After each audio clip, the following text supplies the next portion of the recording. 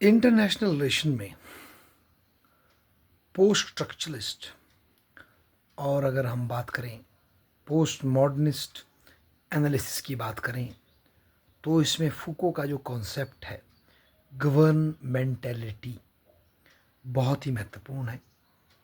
हालांकि फूको ने ये कॉन्सेप्ट देश के भीतर पावर की स्टडी के लिए बनाया था, पर आज इसकी एप्लीकेशन जो है इंटरनेशनल रिलेशन में भी की जाती है। फूको ने अपने जीवन काल में साधारण पावर जो अक्सर हम ए की बी के ऊपर अपनी इच्छा को इम्पोज करने की क्षमता से देखते हैं, उसकी स्टडी की। उसके पश्चात पनिशमेंट और डिसिप्लिन की स्टडी फूको करते हैं, जिसमें वो कैसे एक सब्जेक्ट के द्वारा, कैसे एक डिस्कोर्स के द्वारा, कैसे एक इंस्टीट्यूशन के द्वारा लोगों को डिसिप्लिन किया जाता है, उनके बिहेवियर को रिस्ट्रेंट किया जाता है, उसकी स्टडी करते हैं। और लास्ट में वो पहुंचते हैं गवर्नमेंटलिटी की तरफ कि मॉडर्न टाइम में अब लोगों को दबाने के बजाय उनके माइंड को इस तरह से मोटिवेट करके, उनको इस तरह से चैनलाइज करके गाइड किया जाए कि वो आपके जो निश्चित लक्ष्य हैं उसकी तरफ काम करें। तो फुको गवर्नमेंटलिटी का कॉन्सेप्ट देते हैं, जो कि पावर की कोर्सिव फॉर्म में होने के बजाय पावर की डिस्कोर्सिव और एक गाइडिंग फोर्स है। और इसी कॉन्सेप्ट को जब अब इंटरनेशनल रिलेशन में ले जाते हैं तो वहाँ पर जो देशों के बीच का जो संबंध है, वहाँ देश किस तरह से आपस में व्यवहार कर रहे हैं और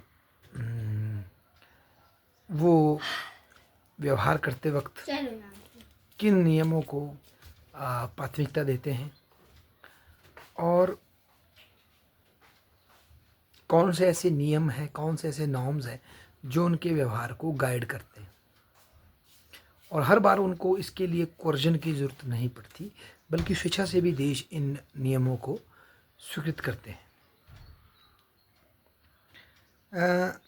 फॉर एग्ज़ाम्पल जैसे IMF, वर्ल्ड बैंक जो इस तरह के संस्थान है, या ब्रिक्स ने अब जो नया न्यू डेवलपमेंटल बैंक बनाया है, इस तरह के संस्थान हैं। जब कोई देश इनके पास लैंडिंग करता है तो उस देश को सॉवरेन होते हुए भी इन संस्थानों के जो नॉर्म्स हैं, जो मॉडल्स हैं या जो क्राइटेरियाज हैं, उनको फुलफिल करना पड़ता है। तो और ये उसी तरह का संबंध होता है जैसे कि एक गुरु और शिष्य का है, या एक नोअर और एक जानने वाले का जो संबंध है। तो ये एक पावर की गवर्नमेंटलिटी वाली अप्रोच का परिणाम है, जबकि ट्रेडिशनली हम इसको इंटरनेशनल रिलेशन को केवल पावर पॉलिटिक्स की दृष्टि से देखते थे, जिसमें कि सामने वाला हथियारों के भय के मारे आपकी बात सुनता था। फूको ये कहते हैं कि इसके बजाय सटल फॉर्म से आपके बिहेवियर को गवर्न करने का प्रयास हो रहा है डिफरेंट इंस्टीट्यूशन से। तो उसी को जो स्कॉलर उनको फॉलो करते हैं, इंटरनेशनल रिलेशन में लगाते हैं। और IMF, वर्ल्ड बैंक, UNO की जो डिफरेंट ऑर्गेनाइजेशंस हैं, किस तरह से वो दुनिया की थर्ड वर्ल्ड की डेवलपिंग कंट्रीज़ की, डेवलप कंट्रीज़ के बिहेवियर्स को सेट करते हैं, उसको देखते हैं। और इसके लिए उन्हें जरूरी नहीं कोर्शन की जरूरत है, वो ह्यूमन राइट का कॉन्सेप्ट देते हैं, ह्यूमन राइट का कॉन्सेप्ट देते हैं, वो चाइल्ड प्रोटेक्शन का कॉन्सेप्ट देते हैं, वो डेवलपमेंट का कॉन्सेप्ट देते हैं, और बाकियों से या इन्वायरमेंट प्रोटेक्शन का कॉन्सेप्ट देते हैं। और बाकी देशों से ये उम्मीद की जाती है कि वो इन नॉर्म्स को फॉलो करे, अडॉप्ट करे। तो ये भी एक तरह की गवर्नमेंटलिटी है इंटरनेशनल रिलेशन में। इसके अतिरिक्त अगर हम और देखें तो